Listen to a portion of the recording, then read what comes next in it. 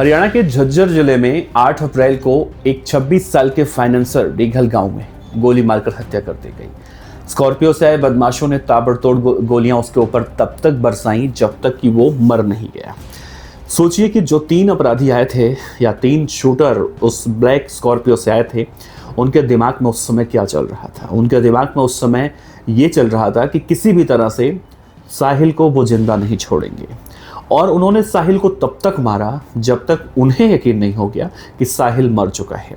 क्योंकि जब साहिल उस बैम्बू हट यानी जो बांस का बना हुआ घर था जिसमें बैठकर वो ताश पत्ते खेल रहा था, हुक्का पी रहा था, जब वो वहाँ से निकलकर भागने की कोशिश करने लगा, तब एक शूटर जो बहुत ही ज़्यादा आक्रामक था, जिसने स्कॉर्पियो से निकलने के बाद फायर टेस्टिंग किया था, उसने उसे खींचकर वहाँ ज़मीन पर गिराया और वहाँ पर उसके सीने में 8 से 9 गोलियाँ एक्स्ट्रा उतार दी। सोचिए ये किस कदर नफरत करता था, ये यहाँ से उसके मारने के अंदाजे से समझा जा सकता है। आपको याद होगा जब पंजाबी सिंगर सिद्धू मूसेवाला की हत्या हुई थी तो उसमें एक शूटर था अंकित सिरसा नाम का। वो उस टीम का या फिर उस गैंग का सबसे छोटा मेंबर था, लेकिन बाद में मालूम चला था कि उसने सबसे ज़्यादा गोलियां सिद्धू मूसेवाला को उसी ने मारी थी। उसने बंदूक के दोनों बंदूकों से दोनों हाथों में लेके गोलियां मारी थी। वो बहुत ही ज़्यादा आक्रामक था। ऐसे लोग जब आक्रामक होते हैं तो बहुत ही ज़्यादा खतरनाक होते हैं। लेकिन देखिए दोस्तों, आज के इस वीडियो में मैं आपको 2 चीज़ें बताऊँगा। इस पूरे खबर में, झज्जर गोलीकांड में अपडेट ये है कि एक आरोपी, जैसा मैंने इससे पहले के वीडियो में बताया था और अभी भी बता रहा हूँ, एक आरोपी जिसका नाम शिवम है वो पकड़ा गया है। उसने ही पूरे राज को खोला है, उसने ही योगी और लीला के नाम बताए हैं। अब सवाल उठता है कि योगी और लीला कौन है। तो देखिए, योगी और लीला ये 2 वो व्यक्ति हैं जिन्होंने इस पूरे हत्याकांड की पूरी पटकथा लिखी थी और इन्हीं के इर्द गिर्द ये पूरी गैंगवॉर की कहानी घूम रही थी। शुरू में तो ये कहा गया कि गैंगस्टर रोहित गोदारा ने इस हत्याकांड की जिम्मेदारी ली है, लेकिन उनके पिताजी जो कुक्कू प्रधान साहब हैं, उन्होंने इस बात को एक सिरे से खारिज कर दिया। उन्होंने कहा कि रोहित गोदारा ने मेरे बेटे को नहीं मारा, बल्कि गांव के ही 2 लोग हैं जिन्होंने मेरे बेटे की हत्या की है, पूरी प्लानिंग की है, पूरी साजिश की है। हो सकता है कि उन्होंने उन लोगों के बीच में जो ये चल रहा था सब कुछ, यानी कि जो वाद विवाद चल रहा था जिसको लेकर ये पूरा संग्राम शुरू हुआ था, उन्हें ये बातें पहले से पता हो तो उन्होंने गैंगस्टर वाले एंगल को नकार दिया था और बाद में देखने निकला वही।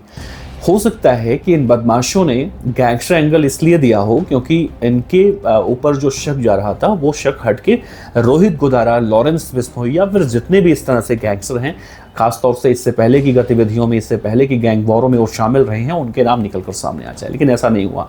अब देखिए, सवाल उठता है कि योगी ने उनको मारा क्यों, साहिल फाइनेंसर की हत्या क्यों करवाई। तो जानकारी जो कल प्रेस कॉन्फ्रेंस में निकल कर सामने आई, उन्होंने कहा कि आरोपी से जब पूछताछ की गई तो उसने कहा कि वो लीला के जरिए योगी से उसकी मुलाकात हुई थी। योगी इस पूरे गेम का या इस पूरे गैंगवॉर का मास्टरमाइंड है। दरअसल योगी की किसी बात पर साहिल से लड़ाई हुई थी और साहिल ने उस दौरान अपने साथियों के साथ तथाकथित रूप से योगी को बहुत मारा था, सड़कों पर लिटा के मारा था। उस दौरान कई सारे लोग बीच बचाव करने की भी कोशिश कर रहे थे, लेकिन उस दौरान साहिल को योगी के ऊपर तरस नहीं आया। 2 व्यक्ति उसे मार रहे थे, एक व्यक्ति वीडियो शूट कर रहा था और जब मार के लहूलुहान उसे कर दिया योगी को, तो योगी का वो वीडियो सोशल मीडिया पर उसने डाल दिया। सोशल मीडिया पर जब योगी ने देखा कि मैं इतना ज़्यादा मारा जा रहा हूँ, मेरे शर्ट फटे हुए हैं, हर जगह बदनामी हो रही है, तो उसने सोचा क्यों ना अब इस मार का बदला लिया जाए। मैंने एक फिल्म देखी थी दोस्तों, वो फिल्म शायद आपने भी देखी होगी, साउथ इंडियन मूवी है, रेबल 2 करके है। उसमें एक विलेन होता है, उस विलेन को जब हीरो मारता है सबके सामने, तो बाद में वो विलेन क्या करता है, अपना सब कुछ दांव पे लगा देता है कि किसी भी तरह से मुझे अब न पैसे से कोई मतलब है, ना इज्जत से कोई मतलब है, ना घर द्वार से कोई मतलब है, मुझे बस बदला चाहिए। और यहाँ पर भी वही हुआ। योगी ने सबसे पहले अपने बहन की शादी की। बहन की शादी करने के बाद उसने ये ठान लिया था कि अपनी इस बेइज्जती का बदला लूँगा और साहिल की हत्या करूँगा।